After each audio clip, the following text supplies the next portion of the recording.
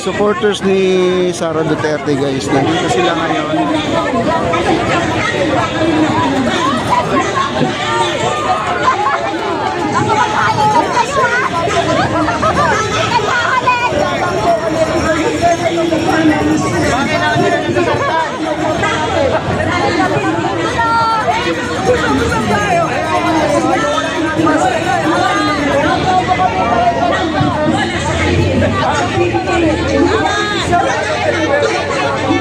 Magsasalubong to guys, ayun o. Gitna po ang pulis natin. Gitna kasi magsasalubong yung mga nagrarally dito sa Inday, Sara Convict at ang Sara supporters na dito po sa kabila, no? Ayun o.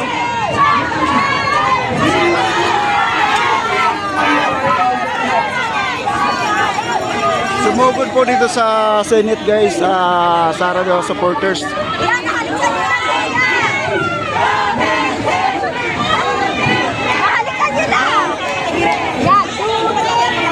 Kaya po, kasi ito, ang pagkakalam ko guys, ito nagrarally dito sa Sara Convict ay may mga permit siguro to. Ito naman ay wala sigurong permit, yun ang pagkakalam ko kasi hindi naman talaga sila kasali dito, no? Sila na ay sumusuporta lang po sa kanilang, sa kanilang idolo, no? Si Sara Duterte.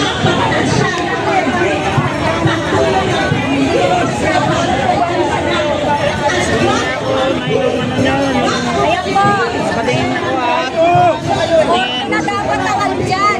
Ano ba na? Kami sa batas, hindi kami nakikipag-away dito.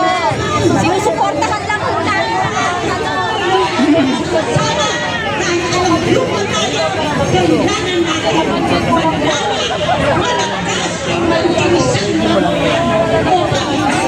At dito po ang mga Sara Convict, dito po yung mga nagrarally sa tapat po ng Senado. Ayan.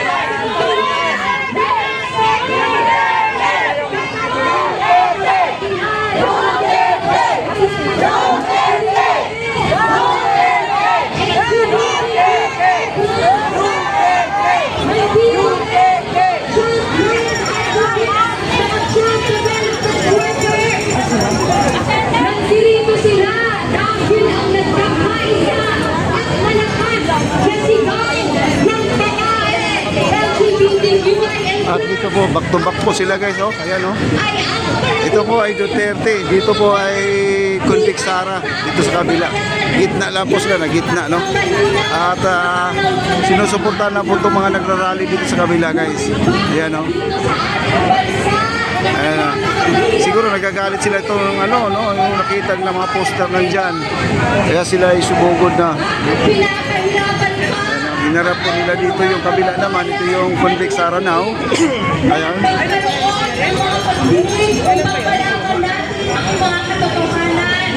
Bakit kung sino ba ang nagbabantay sa mga pagkakulang pondo? Sila ba ang nakakaranas ng panunutin? Sila ba ang nakakaranas ng pananakot? Sila ba ang nakakaranas? At ito yung Sara supporters, yung kabila. Yan. Kaya nga naman mga kasama, Sara supporters yan guys, kabila. Inaarang po ng pulis din. Dito rin may pulis din dito. Para hindi sila magkasalubong guys, no? ang malinaw na panawagan ng mamamayan na ituloy ang impeachment at tiyakin ng mga pampublikong proseso para habulin ang mga Ngunit ang katotohanan, mga kababayan, sa kasalukuyang sistema, talagang paluktot at bulok na bulok na hindi nagsisilbi sa interes ng mamamayang Pilipino. Katulad na lang itong Senado, anong sinabi nila noong nakaraang Kongreso? Marami pa daw kasi uunahin na ibang makakalaga ng mga panukala. Inaksyonan ba ng Senado? Kailangang dagdag sahod? Inaksyonan ba ng Senado ang pagbabasura na 12% VAT para mapababa ang presyo ng bilihin? Hindi! Walang upusan sa bayan. Kaya nananawagan tayo, hindi naman kami lokohin. Dahil hindi rin naman kami magpapaloko at patuloy na kikilos upang manawagan ng katotohanan, katarungan at pananagutan dito sa ating bayan. Ngayong araw lang po, nanggaling marami dito mga kababaihan na dumalupa sa mga tuloy-tuloy na release operations at sa aming pong karanasan. Konting ampun lang, takot na takot at nanginginig na ang mga pamilya sa komunidad at mga nanay dahil konting pagulan, napakatindi na ng pagbaha.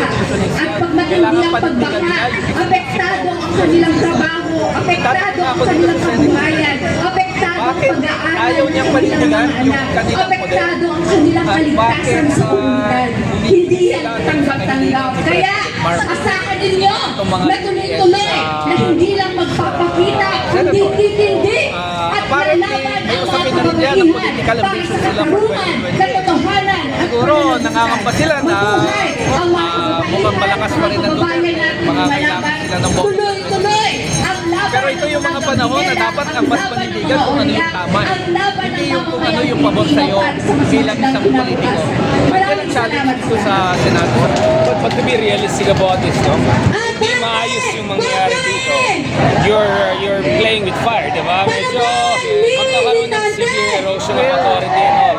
Walang choice sa taong bayan. Salamat sa ating tagapagsalita mula sa sektor ng kababaihan sa Korea at sa Gabriela Women's Party. At ang Senado Ngayong na araw, sa parahan harap ng itong, tahanan ng Senado ay kasama rin natin weapon ang ng malawak people na for hanay ng mga manggagawa na nananawagan para sa dagdag sahod sa ating bansa. Nasaksihan natin nitong mga nakaraan ang Maria-Mariang dagdag sahod na ipinagkakaloob ng ating gobyerno na malinaw na hindi sapat habang pinagnanakawan tayo ng mga kurap na tulad ni Sara Duterte.